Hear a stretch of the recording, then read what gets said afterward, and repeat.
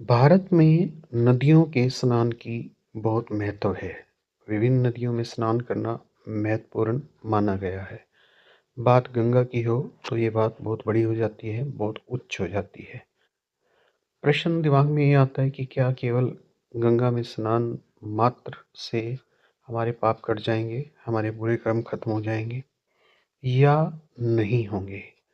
वास्तविकता क्या है, उस पर विचार करते हैं।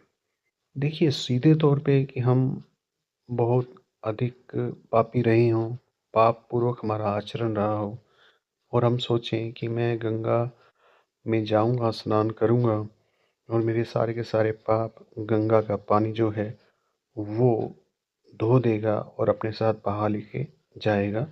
ये बिल्कुल बेबुनियाद बात है। इसका कोई भी मान्य प्रूफ नहीं है। होता क्या है, वास्तविकता क्या है? गंगा में नहाने से पाप धुलते हैं, लेकिन सीधे तौर पे नहीं कि हम गए और वहाँ पे हमने स्नान किया और हमारे पाप धुल गए, ऐसा नहीं होता। तो फिर क्या होता है? देखिए, गंगा का जो जल है उसके अंदर औषधीय गुण है, इसमें तो कोई शक नहीं है।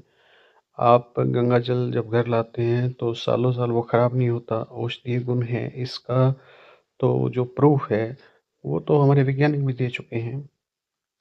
अब होता क्या है कि जब हम इस प्रकार के जल के अंदर स्नान करते हैं तो ये जल जो है वो ना केवल हमारे तन को शुद्ध करता है बल्कि मन को भी शुद्ध करता है। मन की शुद्धि होना बहुत ज़्यादा महत्वपूर्ण है आध्यात्मिक क्षेत्र में एंट्री के लिए।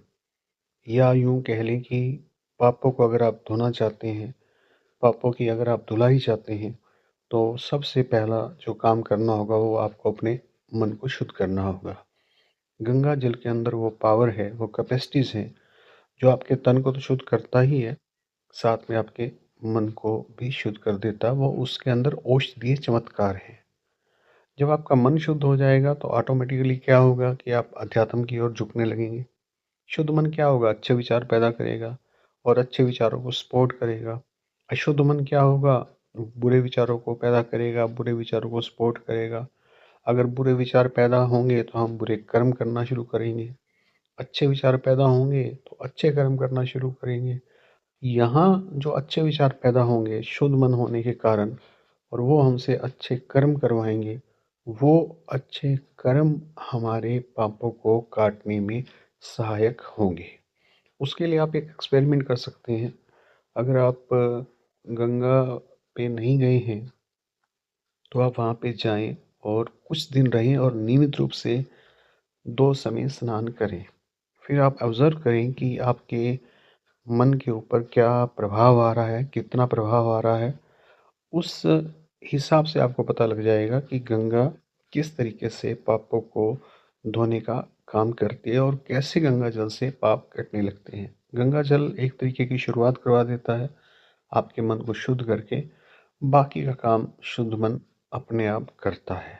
तो इस प्रकार से आज हमने समझा कि कैसे गंगा स्नान से पाप कटते हैं, सीधे तौर पे नहीं, इनडायरेक्ट वे में।